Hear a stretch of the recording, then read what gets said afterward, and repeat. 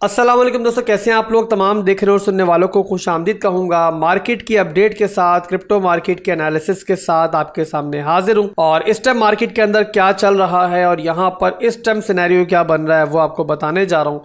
और मुझे मेरा ख्याल है यहाँ पर अब बताने की ज़रूरत नहीं है कि मार्केट ऑलरेडी जो है वो एक बहुत ज़बरदस्त ब्रेकआउट ले चुकी है। और यहाँ पर अगर मैं आपको 1 मिनट की कैंडल्स दिखाऊँ ना, तो 1 मिनट की कैंडल्स के अंदर ये 3 मिनट का गेम था सारा।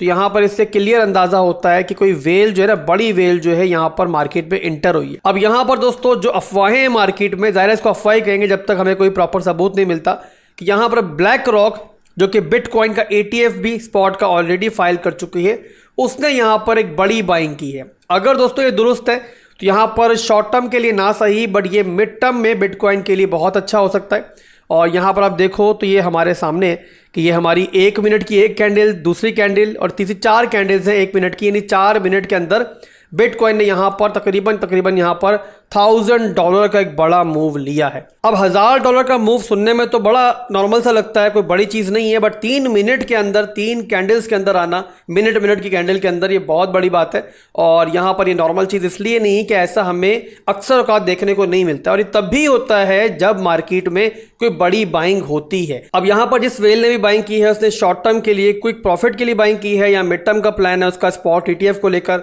ये तो खैर हमें आने वाले दिनों में कंफर्म हो जाएगा। इस बहस में हम फिलहाल नहीं पढ़ते, यहाँ पर फिलहाल हम फोकस करते हैं अपने टेक्निकल्स के ऊपर। तो बहरहाल दोस्तों यहाँ पर फ्रेश एनालिसिस मार्केट के करते हैं और चलते हैं सबसे पहले बिटकॉइन रिटर्न्स हिस्ट्री चार्ट के ऊपर। अब ये दोस्तों मैंने कल भी शेयर किया था आपसे, और यहाँ पर मैंने बताया था आपको कि सितंबर का महीना जो है खिलाफ तवक्का हमेशा बेरिश रहा है, बट इस दफ़ा जो है पॉजिटिवली क्लोज हुआ है। और यहाँ पर जो इब्तिदा हुई थी बिटकॉइन की वो भी पॉजिटिव हुई थी। अभी तक दोस्तों यहाँ पर देखो तो 5.16% का जो जंप है वो बिटकॉइन अक्टूबर के महीने में यहाँ पर 2 दिनों के अंदर ही ले चुका है। अभी दूसरा दिन स्टिल बाकी है। तो बहरहाल अक्टूबर के महीने की इब्तिदा जो है एक अच्छी हुई है। एनीवेज चलते हैं बिटकॉइन के डेली टाइम फ्रेम के चार्ट के ऊपर, फर्दर फ्रेश एनालिसिस वहाँ पर करते हैं कि डेली के अंदर सिचुएशन क्या चल रही है, क्या हमें एक पॉजिटिव क्लोजिंग मिल चुकी है या मिलना बाकी है। तो उसके लिए दोस्तों मैंने बिटकॉइन का डेली टाइम फ्रेम का चार्ट ओपन कर लिया। किसी भी एसेट का जब ट्रेंड हमें देखना होता है कि वो बेरिश है, बुलिश है, हम क्या देखते हैं, सबसे पहले वो देखते हैं प्राइस एक्शन।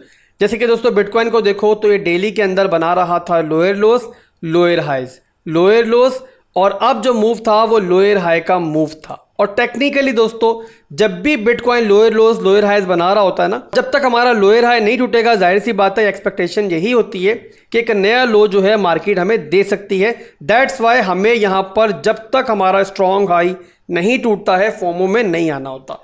आप लोग जानते हो दोस्तों कि इन दिनों मैंने आपको बहुत सारी लॉन्ग्स की कॉल भी दी हैं, स्कैल्प्स की, बहुत सारी शॉर्ट्स की कॉल भी दी हैं, अल्हम्दुलिल्लाह काफ़ी सक्सेसफुल गई हैं। और मेरे अंदाजे से अगर मैं इन हफ्ते 2 हफ्ते की बात करूं, लगभग 3 से 4 दफ़ा हमने बिटकॉइन को शॉर्ट भी किया है, लॉन्ग भी किया है, यानी लेवल टू लेवल ट्रेडिंग जो है वो हम करते रहते हैं, और इस हफ्ते में भी हमने वो जारी रखी थी। अब यहाँ पर 2 दिन पहले मैंने आपको डाउन ट्रेंड के एनालिसिस दिए थे और मैंने कहा था कि मैं एक्सपेक्ट कर रहा हूँ कि यहाँ से रिजेक्शन मिल सकती है। और उसका क्या रीज़न था दोस्तों, एक तो आपको बता दिया मैंने कि bitcoin lower lows, lower highs बना रहा था। सेकेंड दोस्तों हमारे पास यहाँ पर एक बेरिश ऑर्डर ब्लॉक का एरिया था, और थर्ड हमारा डेली के अंदर ये स्ट्रॉन्ग हाई का एरिया था। इन तमाम कन्फ्लुएंस की बेस पर ही आपको मैंने ये एनालिसिस दिए थे। आपको पता है कि वीकली के अंदर हमने रेंज बनाई हुई है, काफ़ी लंबे पीरियड से, काफ़ी दफ़ा इसको इस्तेमाल किया है सक्सेसफुली। तो यहाँ पर ये इसका रेंज हाई का एरिया है जो कि हमारा 31,000 का एरिया है, और ये हमारा इसका रेंज लो का एरिया था जो कि हमारा 25,000 का एरिया था, और ये हमारा मिड रेंज का एरिया था जो कि हमारा 27,900 के लगभग बनता है। तो यहाँ पर बिटकॉइन ने ना सिर्फ के डेली के अंदर अपना स्ट्रॉन्ग हाई का एरिया ब्रेक किया है, और साथ ही साथ जो हमारा वीकली मिड रेंज है ना उसके ऊपर भी क्लोजिंग ली है। और क्लोजिंग के बाद ही यहाँ पर देखो ना तो बिटकॉइन ने आज भी जो मूव लिया है ऊपर की तरफ वो पॉजिटिव लिया है, और इसी मूव के अंदर जो हमारा स्टॉप लॉस था ना हमारी छोटी सी ट्रेड का, वो भी यहाँ पे ट्रिगर हुआ है। तो बहुत लंबे अरसे के बाद दोस्तों इस दफ़ा हमारे एनालिसिस गलत साबित हुए हैं। मुझे एक्सेप्ट करने में कोई शर्मिंदगी नहीं है, और ना ही मैंने कभी क्लेम किया है मार्केट से मैं बड़ा हूँ। और ये बात याद रखो, कोई दूसरा गुरु आपको नहीं बताएगा कि इस मार्केट को किसी का अब्बू जी कंट्रोल नहीं कर सकता। ख़ास तौर पे पाकिस्तान के अंदर ऐसे बहुत सारे क्लाउन्स हैं जो लोगों को बेवकूफ़ बनाने के लिए, मैनिपुलेट करने के लिए ऐसा बोलते हैं कि उनको कभी लॉस होता ही नहीं है। तो ऐसे मुनाफिकों से आप लोग दूर रहो। ऐसे मुनाफिक जो है ना वो खुद भी डूबेंगे, आपको ज़रूर डुबा देंगे। उसका रीज़न दोस्तों रिस्क मैनेजमेंट जो होती है ना वो ट्रेडिंग की बैकबोन होती है।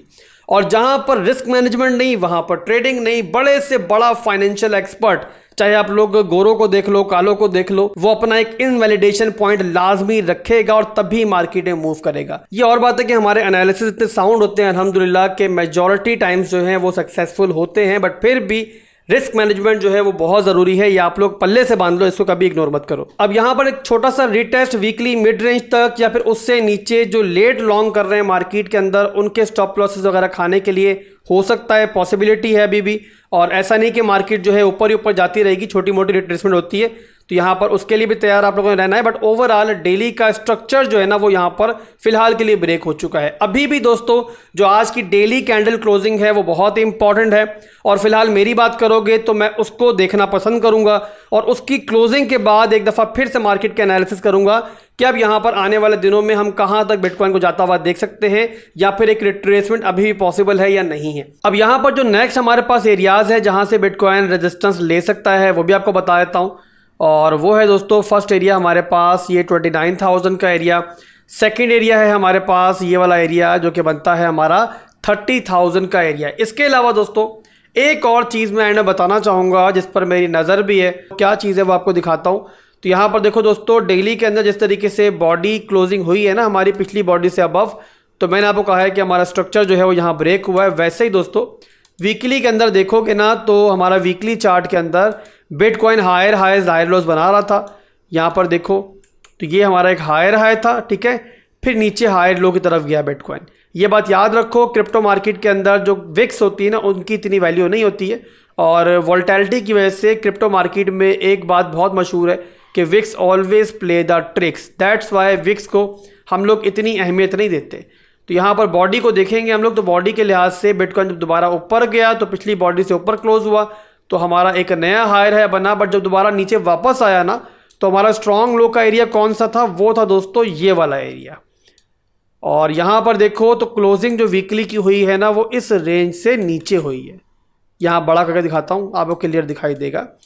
तो वीकली के अंदर देखो तो ये हमारी जो क्लोजिंग हुई है ना यहाँ पर इस रेंज से नीचे बॉडी क्लोज हो गई, जिसकी वजह से वीकली के अंदर जो है ना वो स्ट्रक्चर एक तरह से हमें ब्रेक हुआ दिखाई दे रहा है। अब यहाँ पर आप लोग जानते हो कि ट्रेंड के हिसाब से जब हमारा स्ट्रक्चर ब्रेक हो गया तो जो हमारा प्रीवियस हाई था वो बन गया हमारा स्ट्रॉन्ग हाई। तो यहाँ पर इस सूरत में हमारा स्ट्रॉन्ग हाई का एरिया कौन सा है, वो है हमारा ये 30,600 वाला एरिया। इसी वजह से दोस्तों जब तक हमारा 30,000 का एरिया ब्रेक नहीं होता, वीकली के अंदर ऊपर क्लोजिंग नहीं मिलती, तब तक बिटकॉइन दोबारा नीचे आ सकता है। ये बात यहां पर आप लोग मेरी याद रखना। अब जैसे हमें डेली के अंदर ब्रेकआउट मिला है, वैसे अगर वीकली के अंदर ब्रेकआउट मिल जाता है तो फिर दोस्तों जाहिर सी बात है एक अलग कहानी बन जाएगी।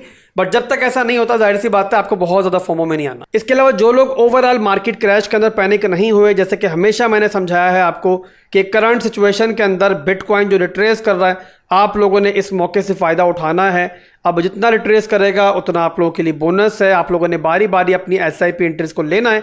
तो जिस किसी ने इस प्लान पर अमल किया होगा और उसकी ज़्यादा ना सही 2-3 एंट्रीज मार्केट में SIP की हो चुकी हैं, तो आप लोगों ने फिलहाल क्या करना है दोस्तों, ये करना है कि अगर आप यहाँ पर चाहो तो 10 to 20% अपनी SIP एंट्रीज के अंदर प्रॉफिट बुक कर सकते हो। उसमें कोई मुजायका नहीं है, बट सारे का सारा माल जो है आपने एक साथ नहीं बेचना है।